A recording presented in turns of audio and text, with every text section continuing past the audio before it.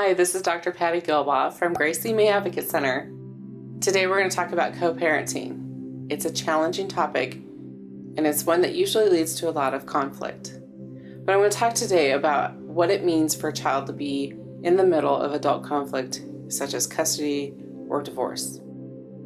This is a topic that is really important to understand how it affects the child's development. Not only does it affect their mood and their mental health, but it affects how their brain is developing in a young mind. Children who are under the age of 5 have trouble with attachment disruptions. So when a family is broken up or co-parenting is difficult, the child's sense of attachment and security gets disrupted. When that happens, there's a pathway of having neurological difficulty with learning or absorbing information or just a general sense of anxiety. We want to make sure we're addressing these needs in situations where co-parenting is a challenge.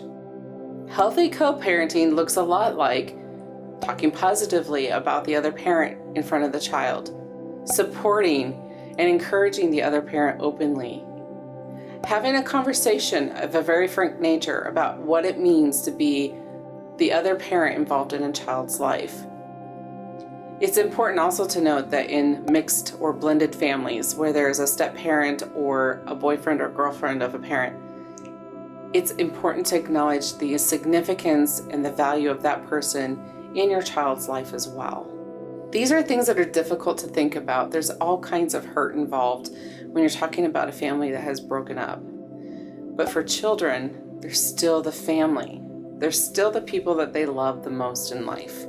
And when we disrupt those attachments, we're causing lifelong damage, not only to the child's sense of development, but to their identity. Children need to know where they belong. It is the most important developmental process.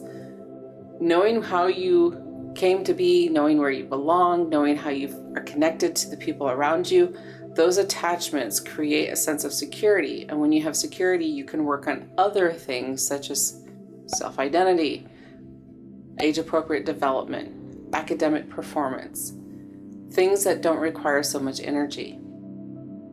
Constant communication is the most healthy form of co-parenting that a family can go through. When you can develop healthy communication and constant communication with the other parent, you can decrease the need for children to behave poorly or to make impulsive decisions.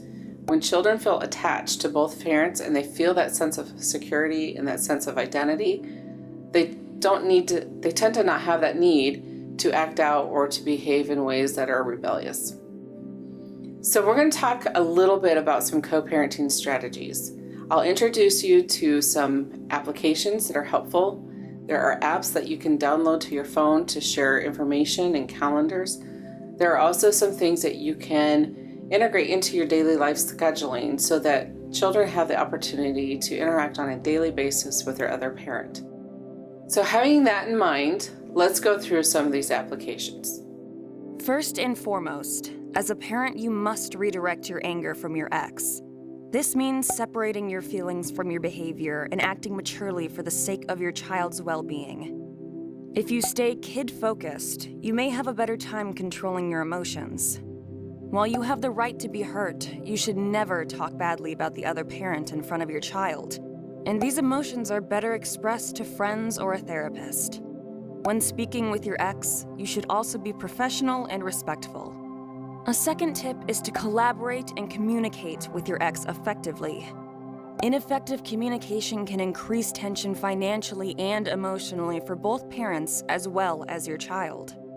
To improve your communication with your ex, remember to act professionally in all conversations.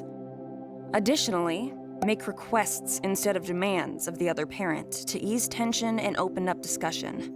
When speaking with your ex, you should listen and acknowledge their points, even if you disagree.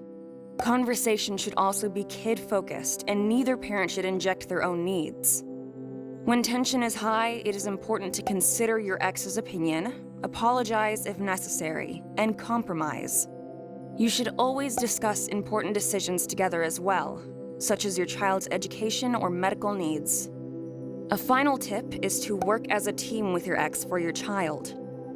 It is important to lay the groundwork of the co-parenting relationship down openly and specifically to ensure consistency for both parents and your child.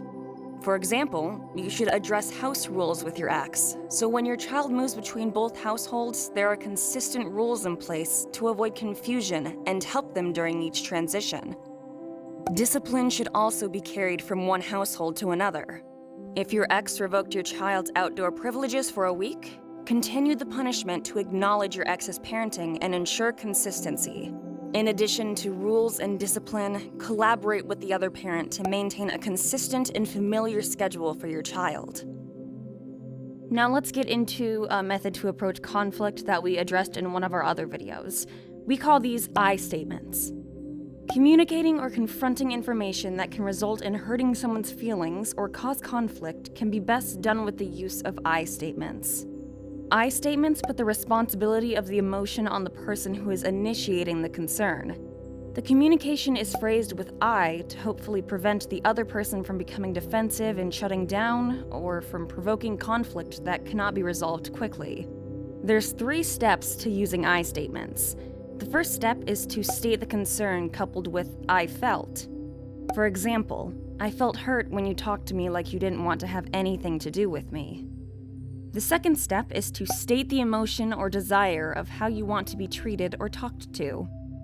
For example, I want to be talked to like I'm important to you. Step 3 is to state your need or change in the behavior from the other person that's desired. For example, I need to feel like I matter to you. Altogether, the communication sounds like this. I felt hurt when you talked to me like you didn't want to have anything to do with me. I want to be talked to like I'm important to you. I need to feel like I matter to you. That's all I have for today. Thanks so much.